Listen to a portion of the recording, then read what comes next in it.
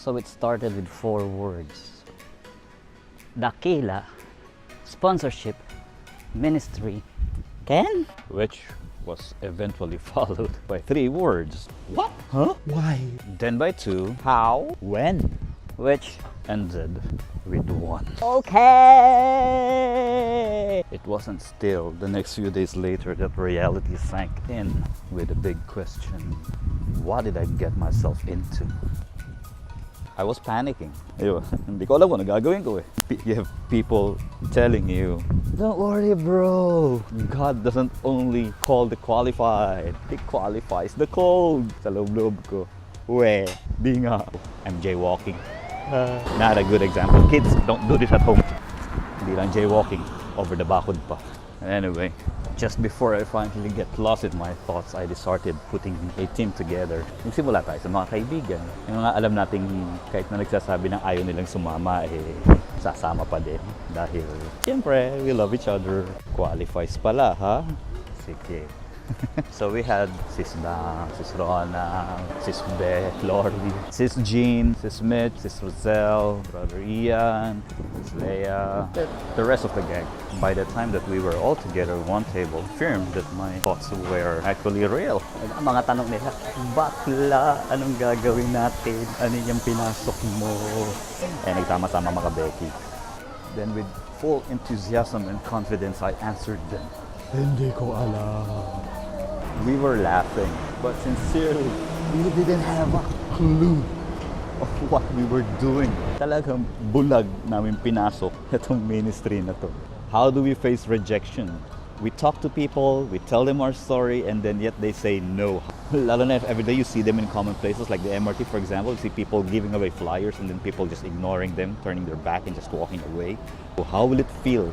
Yung parang, put your fears aside. Hindi uso sa amin yun. The fears are in there. Well kept, well hold on to the max. Anyway, so eventually we started working and then we started planning. We started our talks. We started our meetings. We talked a lot. And talked, and rated, and gossiped. We drank, ate, and had desserts. Trying to find a way on how we shall set sail across the sea. Suddenly there was this ray of light. And look at the brighter side. People donating or pledging something to the Kerygma is something that is not really new. People were actually doing it before. It just so happens that it was more of a konong bukas salamo kind of a theme. Maybe you have this question, if then why are you so scared about it? Really not just the idea of talking to people that scares us. It's putting a structure in something that has existed long before without one. Then we made targets. So how much do we actually want to hit? At first we said, let's do 20. Somebody said, let's do 25. And people were saying, is that all that you can do? It was a unanimous decision to do 30. Okay, so when we told the group that we were targeting 30, our eyebrows were raising. Then we realized, somebody told us that what we set was 3-fold of what we used to get. Di napasubo na naman kami. We finally got our act together, more or less. We had an idea of what we wanted to do and how we do it. Now what we needed now was a name. Since we were all born during Justin Bieber's era, and during that time, Apple was making its hits among consumers and everything with the I. Hence the name, iPledge. Okay, so with all the plans in place, we think we already know what we needed to do. With some element of panic and patience, belief, and fear into the mix, everything will be alright. We mustered up all the courage that we could and just set into the wild. We started talking to people, and we started the campaign. And you know what? Just after talking to the first few, thinking that we would be rejected, we were so surprised by the response and that they actually said, "Yeah!" I need to find somewhere else to sit. This thing is louder than my voice.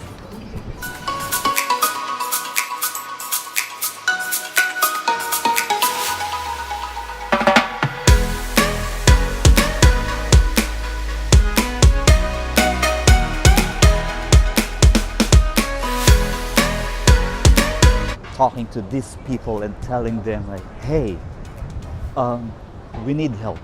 This is what we have. this is what we need. And just being true out in the open with them. The vulnerability that scared us in the beginning because we were so vulnerable ended up being our best blessing. And by the time we started counting the blessings that we had for this campaign and looking back at the targets that we set, that was then we realized also that unfortunately we didn't get to reach our target. That 30K, no, that was outside the window. Ask me why. Because we got 42. We were literally doing the dance of joy. And that was enough to fire us up. And we just kept moving forward. Turns out, all this fear that we had were just fears. I mean, it took us a while to realize that the moment we said yes, we were being blessed. And I am especially happy, not only because I was part of the team that reinvented the campaign, but also knowing that wherever I go, deep inside of me, I was one of these people who became an instrument into giving others the chance for change.